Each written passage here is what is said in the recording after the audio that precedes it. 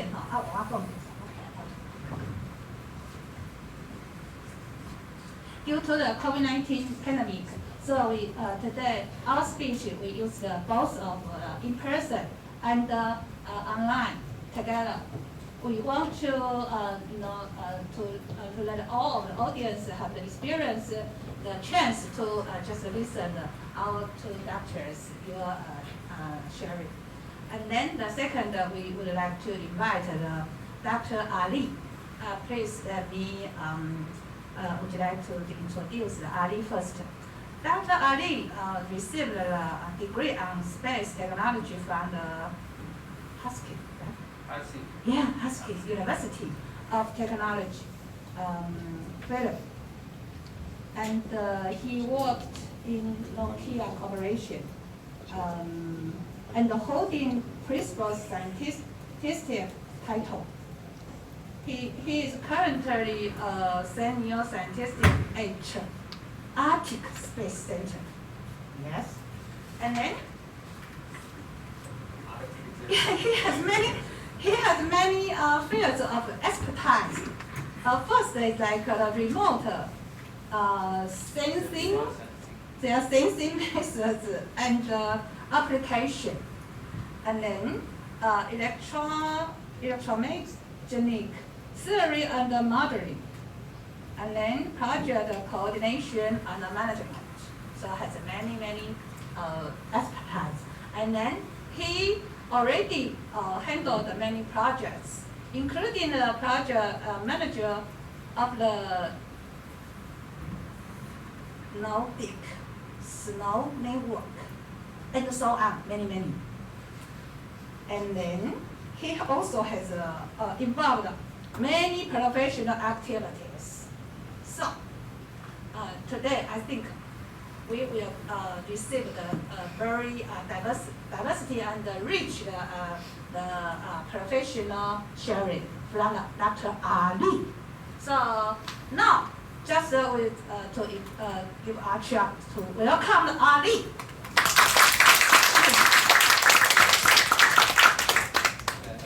Thank you very much for inviting me. First of all, I'm very happy to be here after 4 days quarantine, hotel room. This is the first audience I see, so this is nice to be in the public. And then I would like to thank very much National Museum coordinator to invite. I think this is very impressive. Such organizations are organizing this lecture series and also bringing the technology and science to the house. This is very important. And also I would like to thank very much the Professor Liu for this coordination and contact, and it has been a great honor to be here. Before I start my presentation, in order to just line with what Professor Liu has been introduced about the Arctic, because I'm coming from Finland, so where the actually Arctic we are dealing with, and also I work with the Arctic Space Center, where we all deal with this cryosphere and glacier and snow application. So basically, I was in Reykjavik, Iceland, a couple of weeks ago, and I was at this presentation regarding this camera pictures. There is a guy called James Ballock, which is an American guy who worked with the National Geographic, and also he works the New York Times. You can Google him. I don't want to go all these movies, but he has been assigned to take a photo for the New York Times to be sent to the Reykjavik, Iceland. And he went there in 2002. He liked what he see, and he stayed 20 years. And he took 20 years pictures, about millions pictures, photos. And actually, if you go a little bit before, just 10-15 seconds back, just a little bit more, go there, go a little bit more, go, here. You see here, and continue, this can continue, please push continue. He has been these lots of cameras and putting them all these glaciers. As you see, they also built themselves. They are not scientists. They are like simple photographer and a journalist, and they did have this. I don't know if you give the voice, but it's not necessary. You can watch also this. Google this James Bond, and if you go a little bit further, I think what I want to show you that what Professor mentioned, that how this actually the climate change affects how these glaciers is melting, how this disappearing. I think you would maybe if you go a little bit further and just go a little bit further up this way, further. Come to, I mean, forward, and come. I think here, stop here and then and then run the Basically, he made this. You see how this? You can see more how the glacier actually disappearing. This is the 20 years time, and they made a movie on this. And you can also Google, and then they made this Netflix movie. Now there is this Amazon Prime, but it's very effective. So actually, this shows how these digital photos, cameras, can be very effective in the society, because we have, as a scientist, difficulty to express how climate change is happening. So as a people, normal people in outside, they don't believe it, because it's very difficult to convince them this climate change is happening. But the main thing, when you see the photograph, the strength of stronger photography, it's very important. Of course, we do have, I will tell now about the science, space data, and so on, but seeing the eyes, photography is very strong element. I understood that you have also taken lots of photography under the sea. I think that could be also something that to look at, combine it, and so on. There are lots of synergy on it. I just wanted to bring this, maybe if you go a little bit further. I mean, this is a very, very nice movie. You really, stop here for instance, and run it. He put the many cameras, very difficult part, and they built themselves. Can you run, please?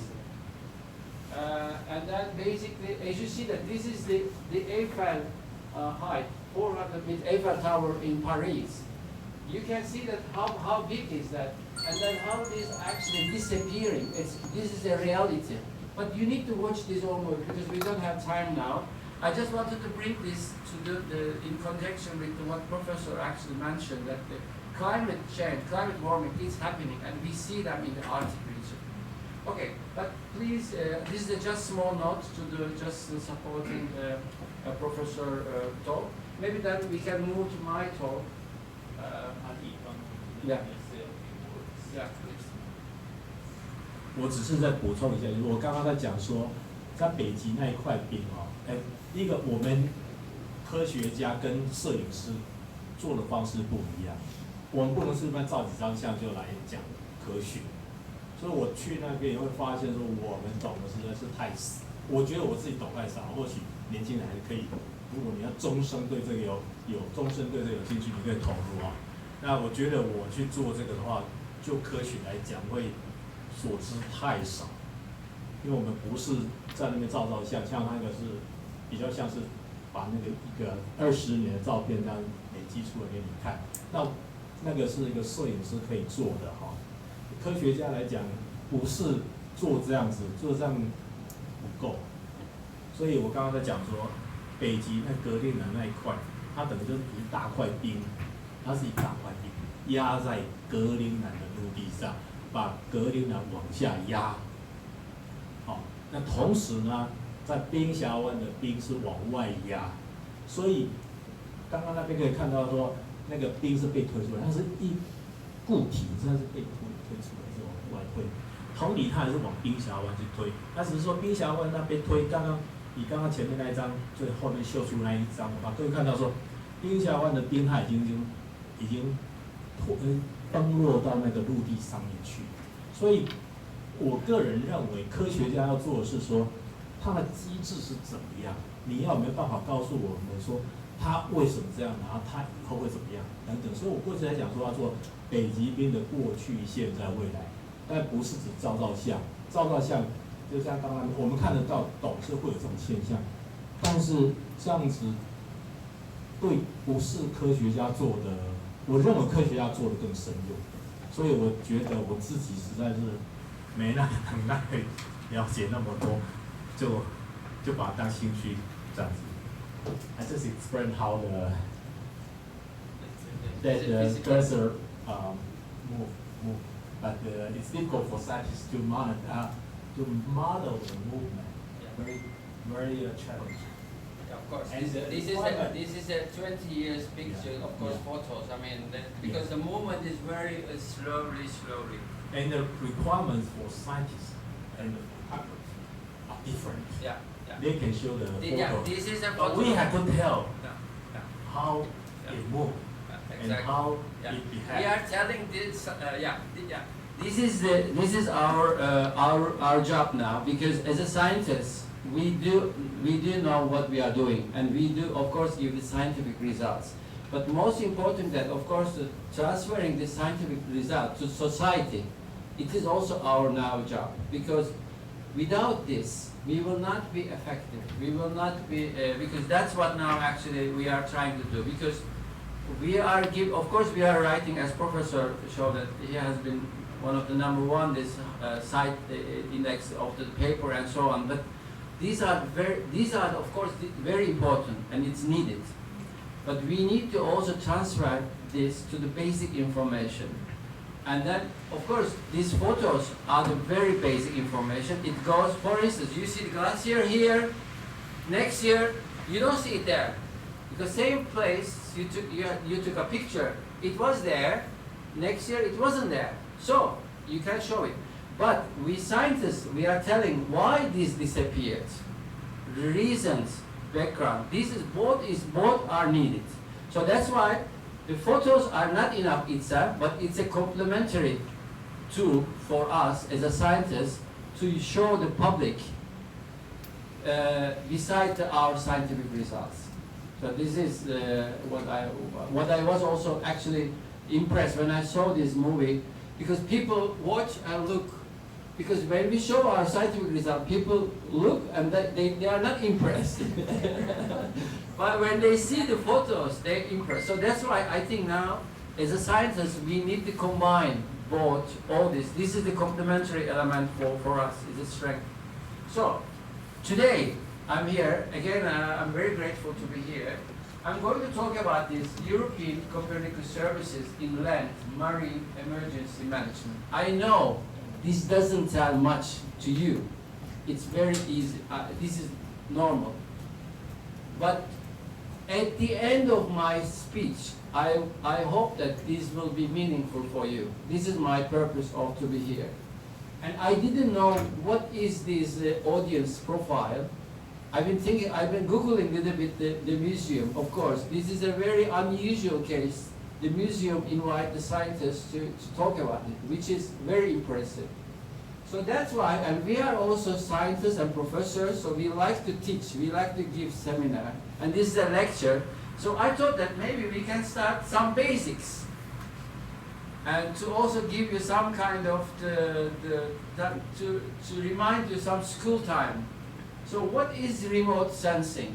So everything's about remote sensing. For instance, and there are lots of definition of remote sensing. Remote sensing is basically collection of information about an object without making physical contact with it.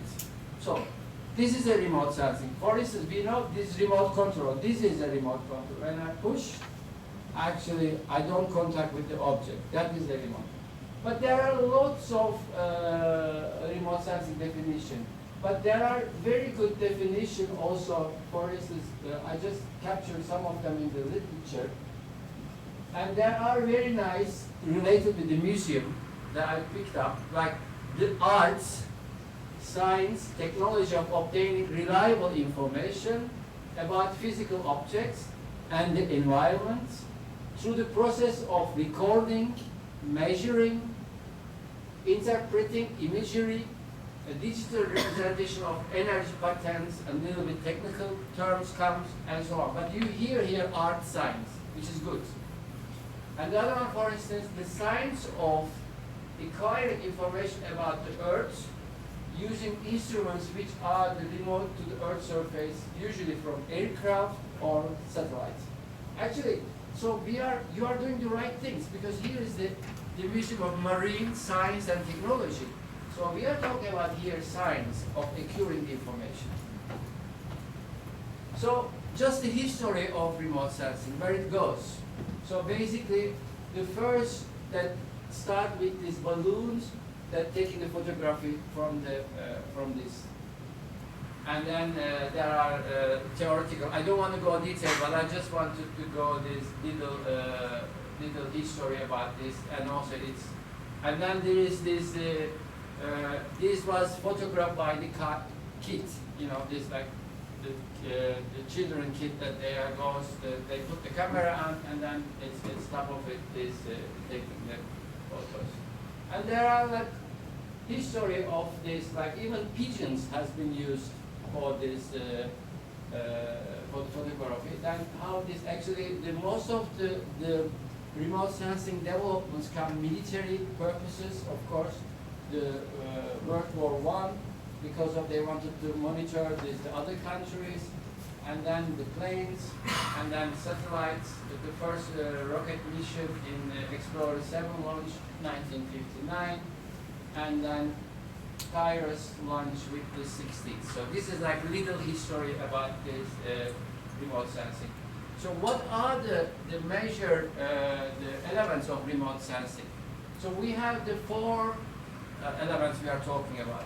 We have the platforms, we have the sensors, we have the targets. Targets means like the object, what is our aiming purpose. And then information.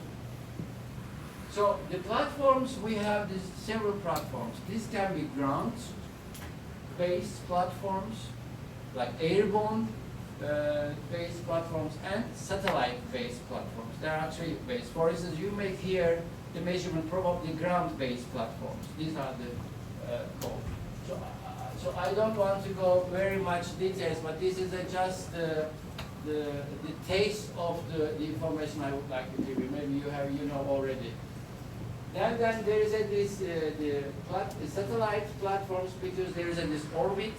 We have these different orbits. And then we have to place our satellites. These orbits determine the information we are receiving, the time, and also spatial information, depending on, and also coverage. That determines. So when we talk about the mission, satellite missions, we are talking about which orbit they are running. So there are different type of orbits: low Earth orbit, mid Earth orbit. These are depending on the distance from the Earth and the space. And what are the sensors? For instance, you use the many sensors. The digital camera is a sensor, it's optical sensors. We call this, there is these two types of sensors: the active sensors and passive sensors. The active we are using when there is this produce this own signal. For instance, radar is an active sensor because it sends signal, and it goes to object and it reflects back, and we measuring this. So this is the active. For instance, cameras are the passive sensor, optical, because we are using sunlight as an input signal, and then we receive only. So these are the different type of the sensors that we have. And what is the other important thing is that frequency. That's why that one of these, my expertise, electromagnetic field. So this is the electromagnetic spectrum. So you are all using micro oven at your homes, right? So these are they are all different frequencies. So this is there's televisions, radios, they do have different frequencies. We have these telephones, like 5G, you are talking about 3G, or this 3 gigahertz, Bluetooth. They are all different frequencies. So we have this is the wave, and then they have a different wavelength. This called the electromagnetic spectrum. So these spectrums are important because they determine the targets. Because these different frequency we are using for different type, determining the different targets. So this is again for a side information for you. So targets means actually that it's very important. We need to know what target we are aiming, what target we want to monitor. So remote sensing techniques are implemented in function what needs to be observed. So basically we need to know our target, what we want to know, what we want to observe. So that's why this is a very important. And also the spatial resolution, for instance, they are different. They are this one called is the first one called the low resolution, second one called the high resolution. So depending on the detailing of information, detail that we can call this the spatial resolution areas. So that's why we call like 1 meter, 30 meter, or 1 kilometer, or 25 kilometer. So this all depends on what you are looking for. And then we also have this time resolution. How often we receive this data from the same point? This is the time resolution. For instance, satellites are turning on our Earth in the same point, for let's say Taiwan, when the satellite goes through on Taiwan, take the images, information, and what will be the next time it will come the second information? Is it 2 days? Is it 3 days? Is it 1 month? Because this is important in terms of the application, in terms of the changes that you want to receive. And then at the end, all this process goes like this. So basically we do have satellite up, the monitor the Earth, then send the signal. We have the ground antenna, the ground station we call, then receive the signal, then the process, and then they distribute the data. That's how this system goes. So why is the remote sensing? So basically, remote sensing is we are doing because considerably improve our knowledge of our environment, facilitating the interpretation of the multiple processes affecting the planet. So we have basically the improve our knowledge about on our planet. And it's a global coverage, so basically we can get this all globe information and the regular large areas of Earth we can monitor, not only in the small place. And we can observe in different scales. We can observe the bigger scale, small scale. I mean, it's the country level, or continent level, or the city level, or in just one piece in the National Museum and at surrounding level. So this is the multi-scale environment, so which is important. And then we also get the information on these non-visible regions of the spectrum. For instance, we can get the sea surface temperature, we can get the fire detection, we can get this vegetation spectral behavior, which vegetation type of. There are different applications I'm going to talk about. So what are the applications? So there are wide range of application. So basically land use mapping, forest and agriculture application, telecommunication planning, hydrology and coastal mapping, urban planning, emergencies and hazards, and global change and meteorology. Maybe I should make it closer. So, and then if we want to be specific application, such as we can monitor the weather-related phenomena, storms.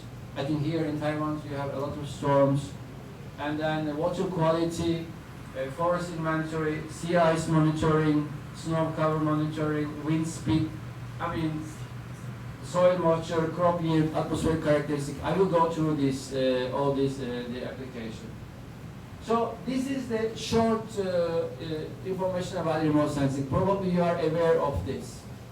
So why I wanted to tell this is because I think this would be a good introduction to my speech Copernicus Program, which I'm going to talk about.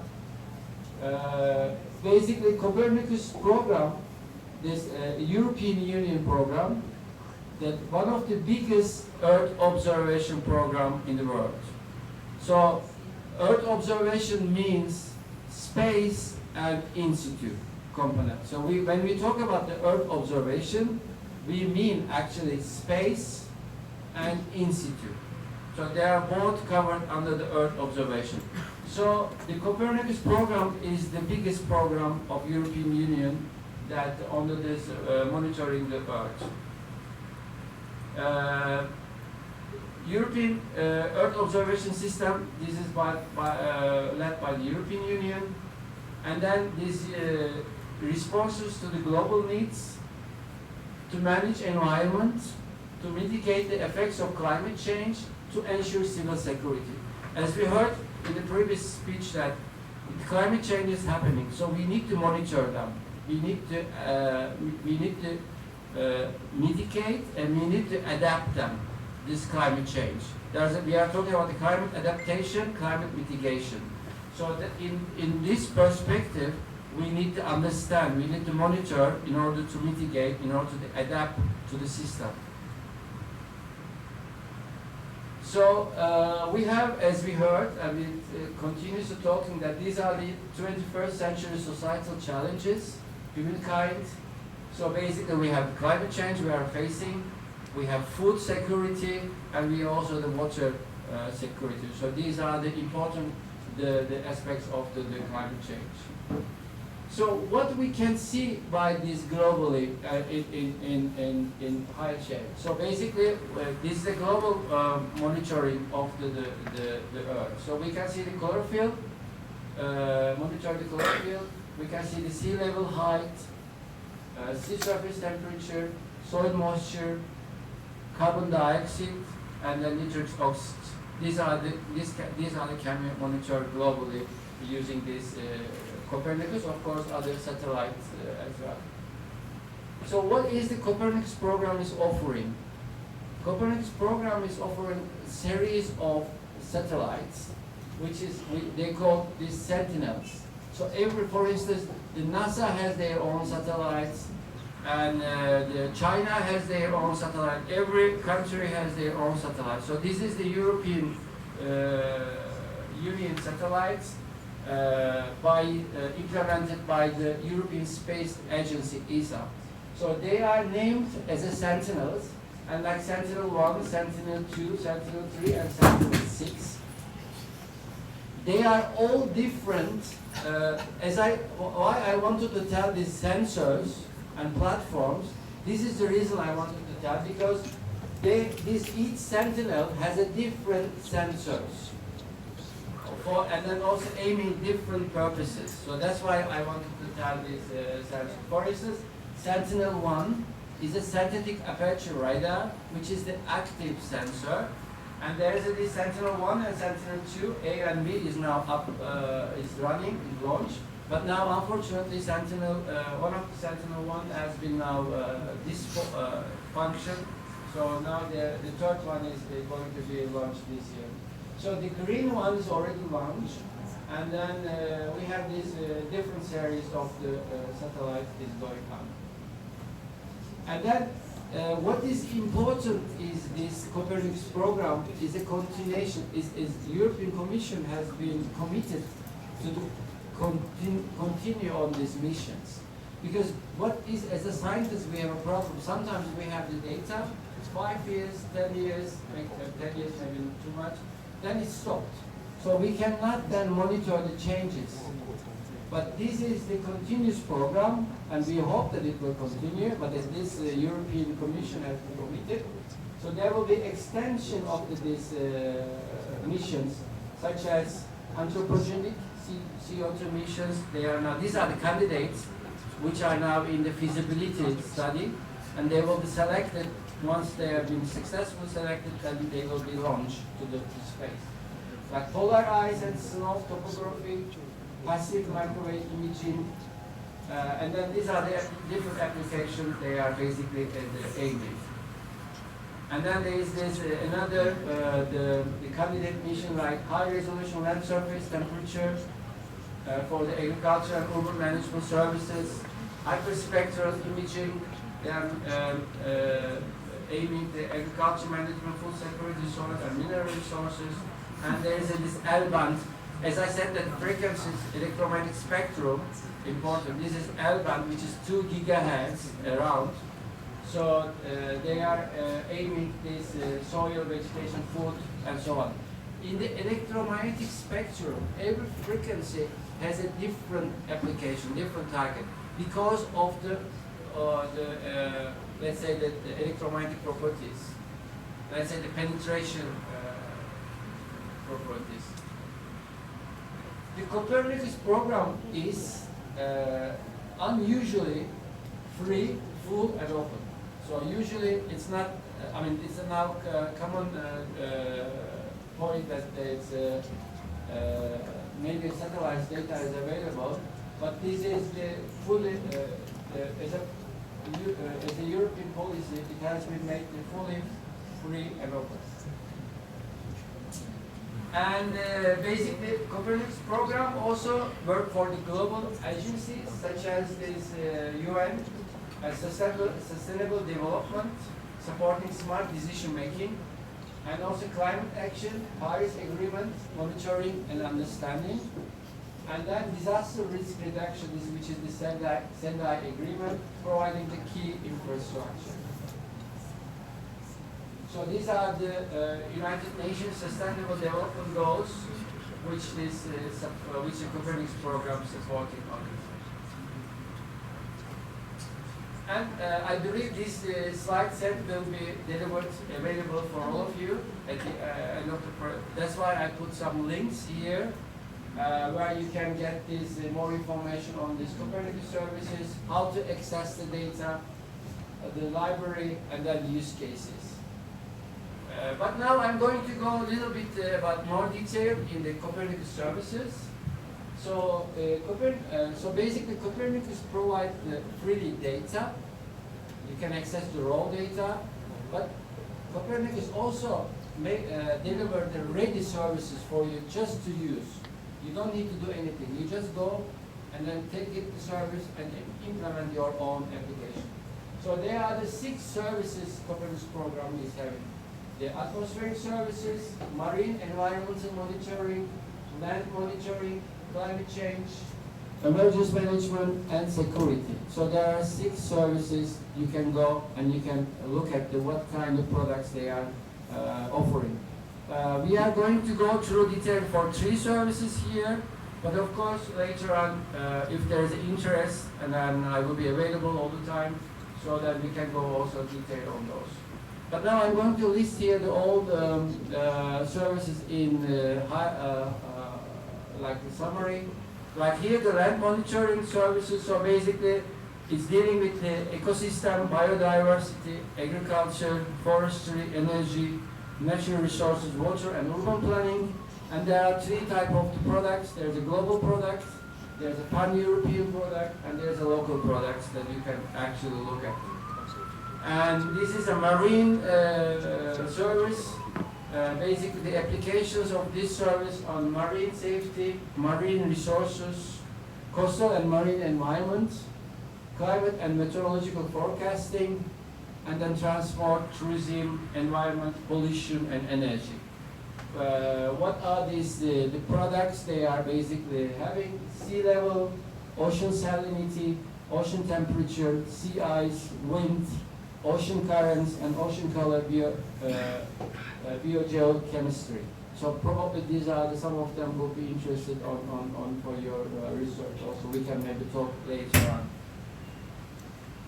Atmospheric monitoring is the application areas: health, environment, pollution, climate, renewable energy, and then there are some ready products you can use directly: air quality and atmospheric composition, climate forcing, ozone layer, UV, solar radiation, emissions, and surface fluxes.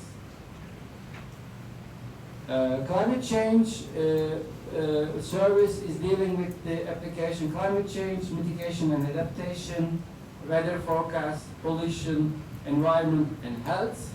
And there are already ready products to be used for you: consistent estimates of essential climate variables, support the mitigation and adaptation strategies already, global and regional reanalysis, and seasonal forecasts and climate projections.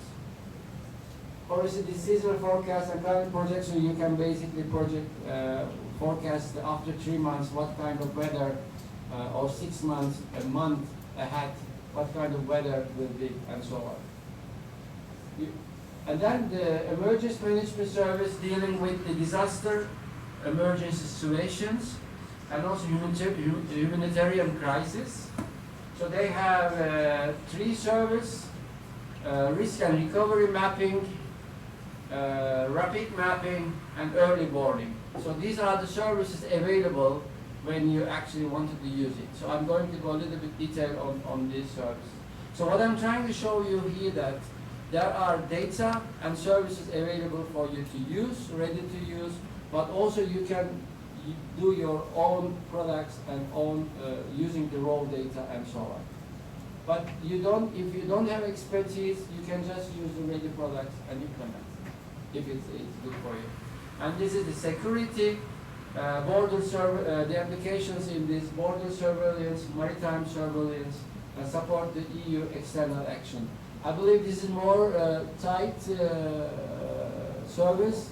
It's not also all servers are open, but of course it's when there's a conflict, and we know that there are some conflicts, Taiwan and China, for instance, at the moment. So it could be, for instance, countries can be bilateral agreement can get use these services. I don't know the details. I'm not a politician. I'm a simple scientist, but this service, of course, available for that purposes also. They do have these, the products are coastal monitoring, pre-frontier monitoring, reference mapping, maritime surveillance and area of interest, like vessel detection, I think vessel tracking and reporting, vessel anomaly detection. For instance, if there's illegal fisheries, you can detect for this. And then there are many other elements you can have a look. So now we go a little bit detailed on these three services: land, marine, and emergence management services. So now we start with the land service. So there are, as I said, that you can always go to the, as I said, Copernicus, www.copernicus.eu. You can access all information from there. If you want to go direct with the land service, you can just, I also make this web page address top of the land.copernicus.eu. But as I said, you can access through the Copernicus, www.copernicus.eu for everything. So there are type of products, global, pan-European, local, and imagery and reference data you can go. And then I just wanted to put it here global. I think this would be more interest. There are the global the application like vegetation, energy, water, crossfire, hotspots, and these ground-based products. So if you go through what they are, basically you can have these products available globally. It's ready to be used.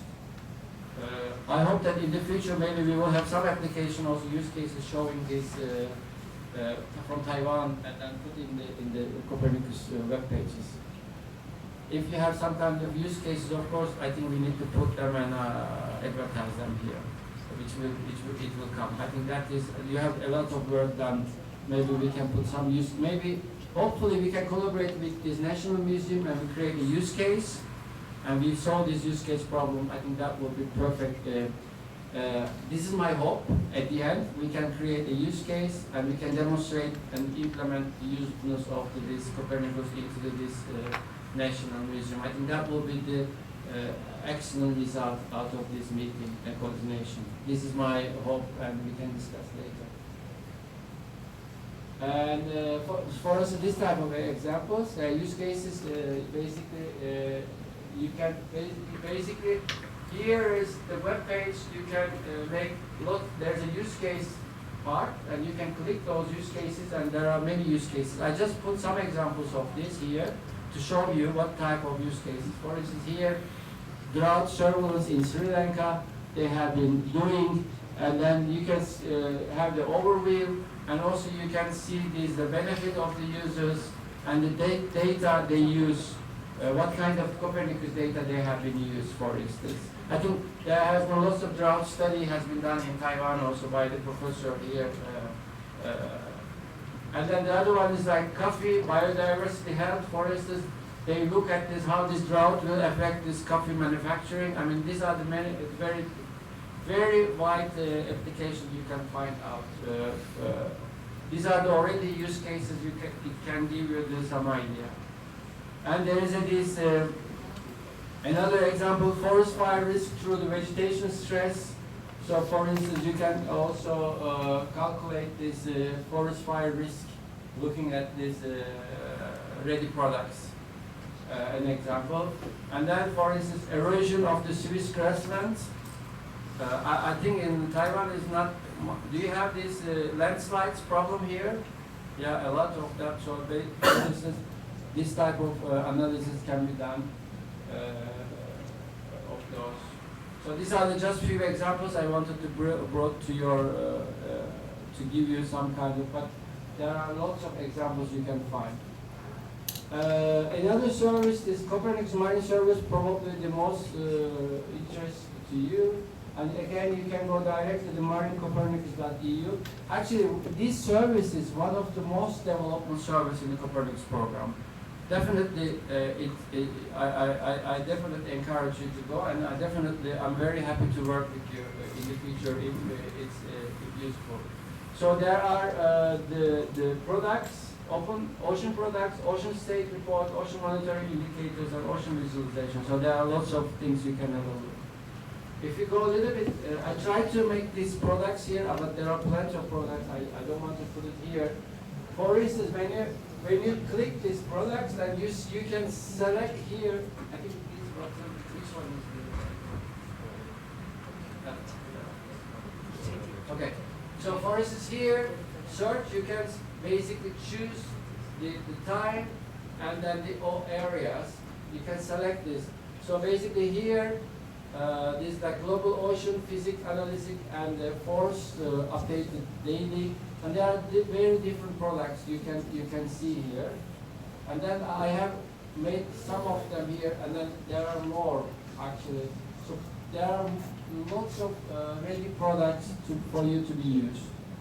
This has to be checked based on your needs. What kind of product you can use directly from there. As I said, that you can go through these pages, the Copernicus.eu, but you can also directly marine.copernicus.eu. Actually, you can maybe already some of you look at the laptop together. So here, for instance, I put it like the.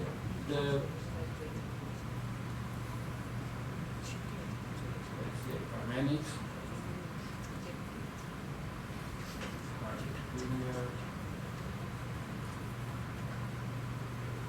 Yeah, okay. So here I use the global ocean, so then I find some kind of what kind of products you might use. But this is important to discuss together with you as a face-to-face, that what kind of needs you can, we can go through the products, and then we can see what will be the product will be solve your needs and so on. We need to define this together later on. And here there are lots of use cases. Actually, you can have a look. Again, use cases can be. I mean, these use cases they just give you an idea what kind of things has been done before. It's not limited at what is your imagination, but these are the just use cases has been done before. But it doesn't mean that maybe for your case will be different, there will be new use case. Yesterday evening, I tried to pick up the use cases which may be interested to you. Maybe I'm not right, but for instance, I thought that this, and then again, you can choose region, country, markets, whatever, make a search you can do. For instance, here, somebody developed this a tool to assess the ocean plastic transport on and by agricultural farms. I don't know is this the interest of you. So this is a case. Another use case, they developed the decision support system for ferries in Adriatic Sea. I don't know, do you have such kind of things that you need to define these routes, ferries, or fishing boats, for instance? Maybe you need to define some decision system. I don't know. The other one was a real-time assessment of marine megafauna movements of biophysical ocean variables. I think you've been talking about some fishes So this could be maybe a different, similar type of application. And there is another use case, operational marine forecasting system in the Central Mediterranean Sea, Tunisia coast. And as I said, that I just picked up some use cases. I didn't go details. When you click this, each one, then you will get this more information on this. And there is actually also the help chat service. You can ask anything that you want. The person is available. For instance, ship routing to save the fuel and reduce CO2 emissions, improving sonar communication between defense vessels, addressing marine pollution from oil spills with effective dispersion modeling, monitoring and forecasting nearshore water quality. I don't know, maybe this is also the case, how you measure your water quality here. Maybe that will be interesting. Locating the closest legal fishing ground. Blue Reefs, this ocean thermal energy resources, tidal energy assessment, platform for the wildlife monitoring. Maybe that could be interesting for you also. Resources assessment for renewable energy, intelligent maritime awareness solution for shipping operators, and so on and so on. So there are plenty of applications that actually this use cases and application, it has been already demonstrated. So maybe some of them already, it's also your interest, you can just repeat, adapt it. But maybe there are different ones that maybe you will develop yourself using these offered products. I think maybe this type of application is the museum is doing, maybe, I don't know, like supporting ocean awareness, children for oceans. Maybe you do also this type of activities. Like combating plastic pollution, maybe this type of things. Yeah, so I think definitely there are common things that you actually, it could be used by this National Museum on this. And then maybe we can identify this together with the professor and during the meetings that we will have those things, for instance. As I said, that I took some of them which I thought that it would be usable, but there are many of them others. So the last one, I want to show you the emergence management service. So there are 3 types of service here. As I said, there is a rapid mapping, there is a risk and recovery mapping, and there is an early warning monitoring about these floods, fires, and droughts. So these are the already ready services you can implement. This is, for instance, rapid mapping. I just wanted to give you information. So there are basically these services are triggered by the national contacts. For instance, there is a flooding here. In your national contact trigger, they say that you want to get the information about flooding. There are the 2 types of information you can get. One is that you get the rapid mapping. So you just, if the event happens, then you just treat the system, and then in a couple of days it gives you the event about information about what are the information it gives you. They give you reference products. They give you the first estimate products. They give you the delineation product, and they give you the grading products that they provide you. And the other one is risk and recovery mapping. When the event happens, then after that, 10 days, 15 days, what is the situation? That is the map they are giving. What kind of information they give, this risk and recovery mapping portfolio. So basically, they give these frauds, they give this force map, and they have all this information like this. Soil erosion, ground deformation, damage assessment, impact assessment, reference data. So they do make all this information to you, give it to you once you use the system. I checked the Taiwan Taiwan is not the EU country, not in the United Nations, but Taiwan can trigger system through the European external action. EU, there's this office, external EU action. So through that office, Taiwan can also trigger the system. There are some few examples. For instance, what kind of information they give, like this is a post-disaster flood impact assessment. So basically they give you this input data, they give this for you this vector data set, georeference map, and detailed technical report.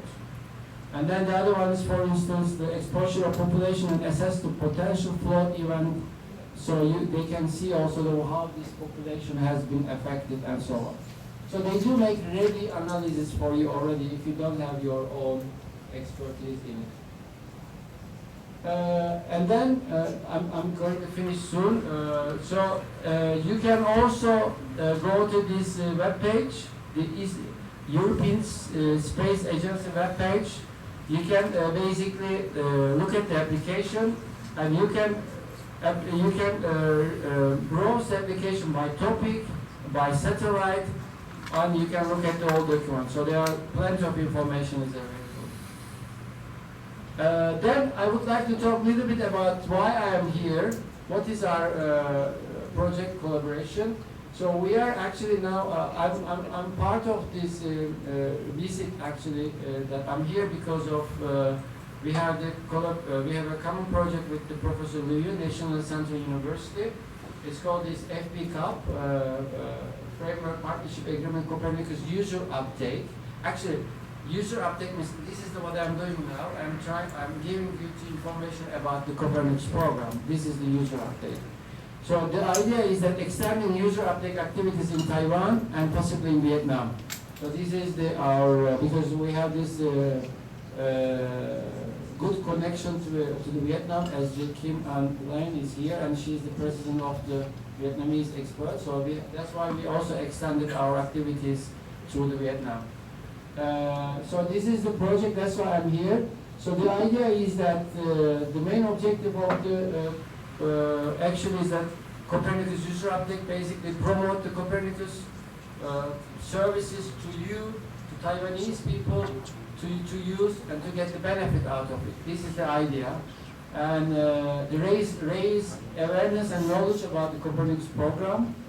Engage the Copernicus users in public and private sector, so we will be very happy to engage with you in the coming years, that if you develop your needs, and then enable the access to Copernicus data and information. And we want you to also access easily and freely to the data and services. This is our purpose. How to collaborate is this actually the Center of Space Emergence Research. So you know already. So we have actually our main, it's everything, because without them we cannot really do much about it. Thanks very much for their support and their being partner with us. For this, I created a little survey. It's just 4 questions. This is just to get in touch, contact with you, to get you to, the questions are not private. It's just like, do you use Earth observation data? We want to just monitor in Taiwan what is the status of the using of the satellite data. I mean, to get the information about it. And then also, do you know the Copernicus Program and services? Probably you said now after this, yes. I don't know. Maybe you just said before, no. And then type of organization, I think is a public organization, I suppose. And then would you like to be contacted for further information and service? So after that we analyze. I think your president said that interest, so probably we will be having a further collaboration. I got this positive message. Then just your name and then those names not will be released anywhere. We will not use anything like this. So I'm an electronic engineer, but I'm forced to do this by Louis and other curator. Please read this and then answer it. I think they let me have it express. Okay. 这是我们国际合作计划呢，它就是要使用，刚刚介绍这个哥白尼计划呢，然后请大家就是，它就4个问题而已，来帮忙各把它填一下。你知不知道这个计划呢？然后还简单的，以后有没有想说被接触啊？这个，那就请大家帮忙填一下，就4个问题而已。给各位几分钟。有人2分钟，有人5分钟，好，那请各位就得做一下。那个就出发。That's what. This would be great.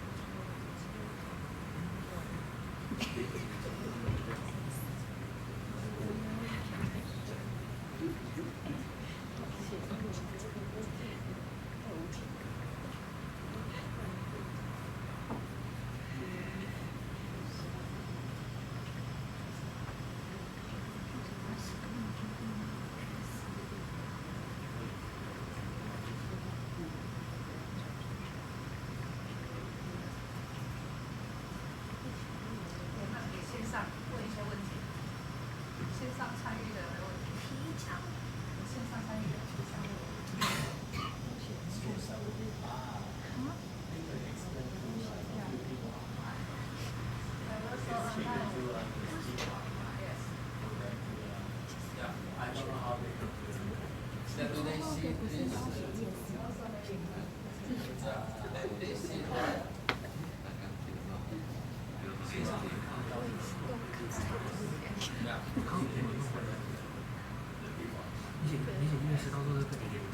Yeah. Okay. I think. Yeah.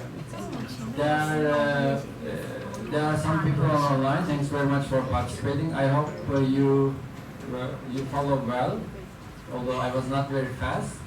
So this is the QR reader about the questionnaire. If I think you are able to read through the online, I suppose. Yes. Maybe. And then just if you answer a few questions, we will be very grateful. And then, of course, later on, I will go through all these messages. Then try to make this write to you, and then you can also write to me directly, email address, which I'm going to show you at the end. You can contact me directly also. Don't hesitate to write any email to me. So any question, any problems, or any further information you want to know, I would be very happy to have your messages. And then I cannot explain everything here. I cannot go through all, and I'm not expert everything here. But definitely my role is here to match your needs and your right expert to solve your problems. So this is we can do. So once we define your needs and problems, challenges, then we can basically solve them. And I will not be probably solve myself as expert everything, but then I will find the right expert, or even bring the expert from Europe to here. That is also possible. So we can bring from the Commission, right services, they run the services, marine service persons. We can bring it here, we work with you together, and we solve the problem together. So. Yeah, exactly. Now I'm going to show after this my email address and contacts, and you can get this slide set also. Definitely. Hi. Do you have any question? Please. Yeah. Thank you for sharing such wonderful information. I think we have a good opportunity in the future that some kind of cooperation use your data. But now I have a question. So the data you have one time is the current, right? the resolution about your current data.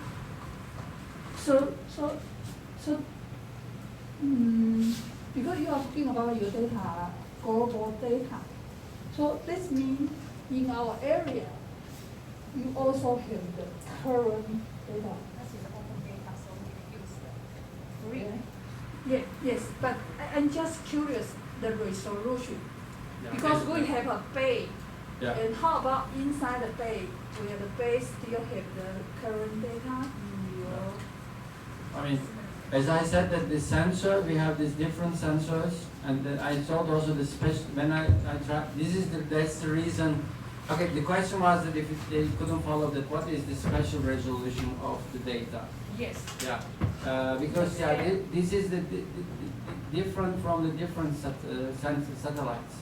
So every satellite has a different resolution. For instance, the Sentinel-1 has a meters, 1 meter, 2 meter resolution.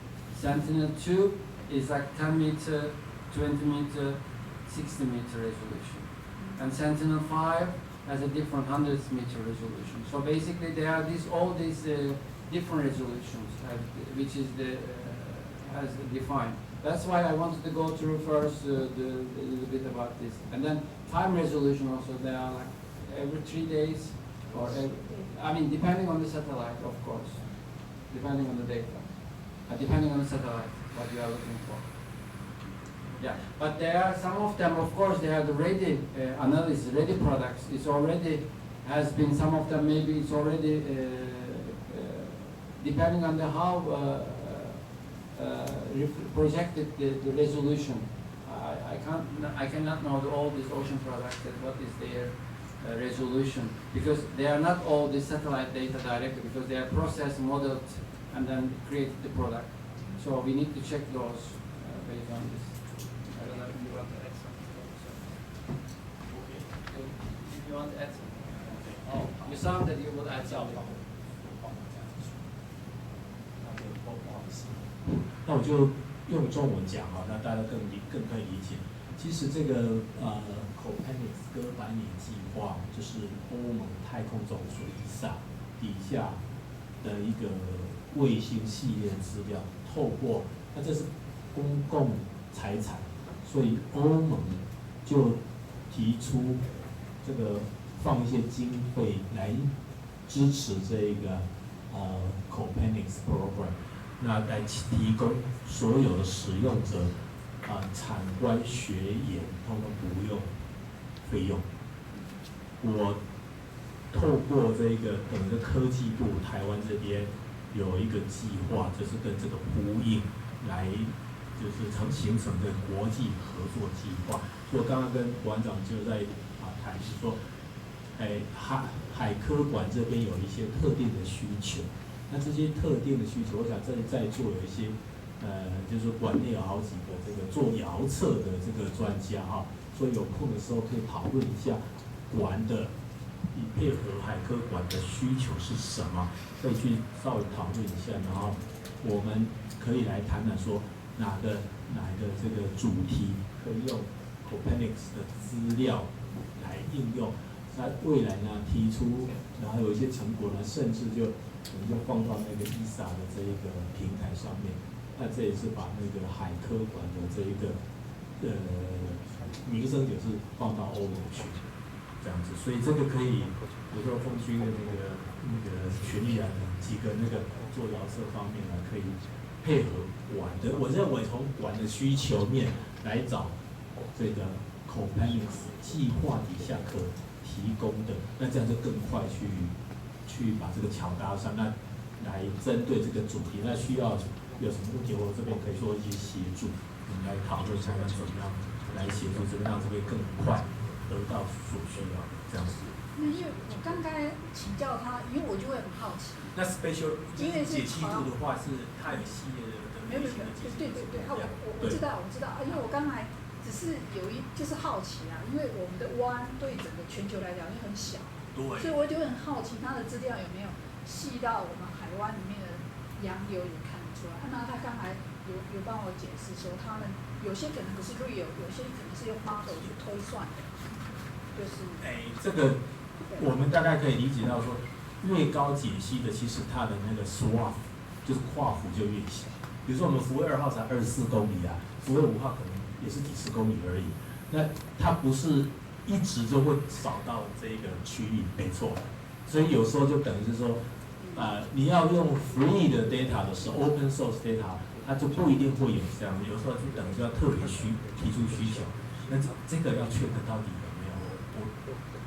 这个我不敢确定，因为它这个卫星它能够扫的时候，就是像24公里，你看扫多大，对不对？所以它20公里很小啊，那就不一定会扫到。刚馆长刚讲说他已经有这种问题，所以它24公里不一定扫到。这个是，我们等于就是说，如果要用这个资料的时候，就要去看看。我这个我不敢讲它有没有。所以它这个卫星是用那个卫星是。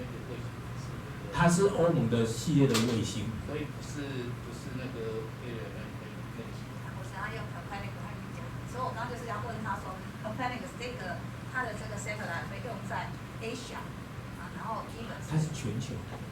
对。可是我看到那个所有 data 都是在这里。没有，刚谈的就是那个卫星。These products. I mean, when you write the global, these are globally available also here in this region. And then we need to click this. What are the special resolution? What are the properties of these products? I mean, when you write it global, and then you will receive these products.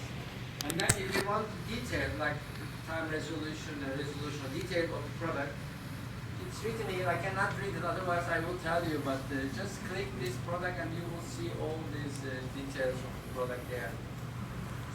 I think. I don't remember. I don't know by heart what is the detail of each product, but I can show you after complete the meeting also. Have any products benefits used in Asia or Taiwan? There is one use case I saw in China. China has been used. I mean, showing here, but of course there are probably lots of use cases, but they are not presented here. So this is just that you give the advertise it. But there are lots of course, China is using a lot of. I don't know Taiwan, maybe professor department is using. For me, I just use it to publish paper in the journals. Yeah. I don't need to care if we are number one. But here, I think there's a chance for the museum to be number one. Yeah. To be listed. I think this Director General is thinking of this, and 大家努力一下，让海科馆第一个出现在这个公园。台湾是第一个。海科馆第一就是台湾第一了。But this would be very good examples of the work because there's not very like as you see that most of the scientists are saying museum example from Taiwan would be so good here. And it will be advertised everywhere. I will advertise all Europe. 这不是一个很难的问题，因为有特定点，那这些卫星资料做分析其实是很快的。我其实有对那个全台湾做那个，比如说刚刚有时候是馆长提到说这个附近有6个步道，这个受到气候变迁影响怎么样？其实我有做那个就是整个台湾的 land use land cover。那这个地方只不过是整个台湾的一个小区，我们就把这个小区拉出来看。然后看看随时间几十年变化是怎么样，再加上这边对这边区域有研究的人去做一些故事的陈述，那就很快就有结果出来。所以这个，那这样的话就we will provide all support to I think we need to identify your needs and use cases, real ones, which is useful for you. Then we will go because, as I said, we have 1 year project still going. That we will be doing that during this next year for us. We can do it. I mean, starting now. So we started already, I believe. Wow, cool. 好，还有没有什么其他的问题，同仁们？不要等一下阿力跟那个 Dr. 6回去的时候，大家就开始后悔。没有人可以问，有没有 ？OK， 风君好，历史。我想起来了，决议了。Thank you for your show. As your speech, right? Global change, global warming, carbon flood, and so on. They are very huge, large scale.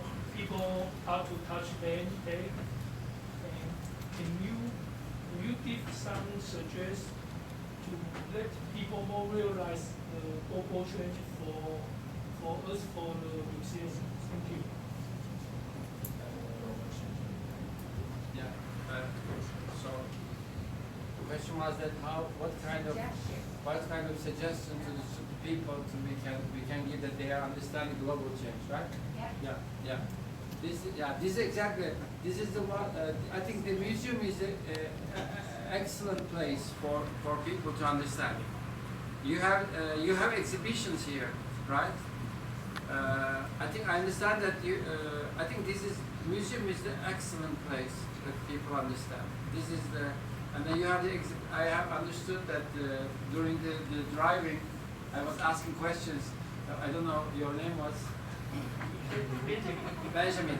We had a half an hour talk with Benjamin. I've been asking to Benjamin about you, about museum, and Benjamin told about the teachers, and I asked what teachers are doing, and so there are many information I have received, and so basically you are, as I understood, that you are organizing some exhibition, your science exhibition, teaching, or giving this in a scientific way.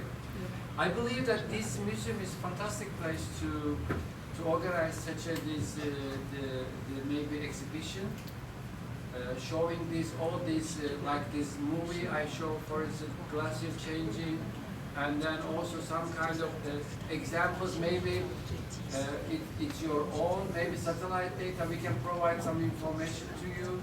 We can create some kind of lecture series on this.